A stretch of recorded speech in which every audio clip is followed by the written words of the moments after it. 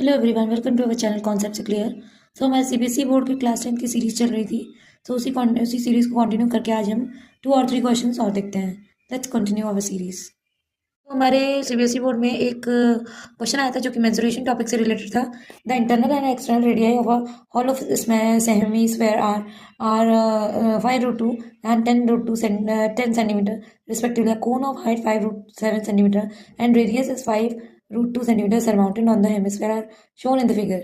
Find the total surface area of the object in term of pi. होता क्या है, देखिए बेटा, ये हमारा क्वेश्चन पहले से ही हमारे पिक्चर दे दी गई है, शेप दे दिया गया है, तो उसके अकॉर्डिंग हमें सोल्यूशन करना है अपना। बोल रहा है कि एक हमारा हेमिस्फेयर है, हेमिस्फेयर की इंटरनल और एक्सटर्नल रेडियाई दे दी है। Means internal radius 5√2 and external radius 10 centimetre.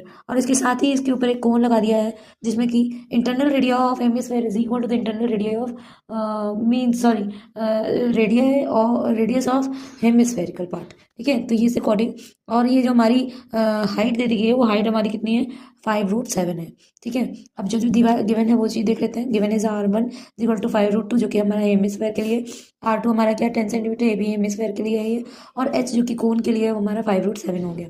अब करना क्या है बेटा, हमें निकालना है find the total surface area. So total surface area, अगर आपके दो फिगर्स या दो डायग्राम आपके ज्वाइन हो रहे होते हैं तो हमारे जो टोटल सरफेस एरिया होता है दोनों के कर्व सरफेस एरिया का सम होता है। Means surface area of cone plus surface area of square.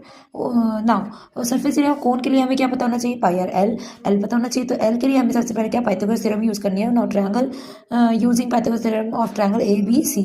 ठीक है, तो L square is equal to H square plus R square. R square का है या बी स्क्वायर का बातें की है। ठीक है, एल स्क्वायर की वैल्यू हमें स्लांटिंग वाली हाइट नहीं पता है, that's why L square is equal to H की जगह हम लोग 5√7 रख देंगे इसका to the whole of square, और आर की जगह 5√2 उसका भी होल ऑफ स्क्वायर।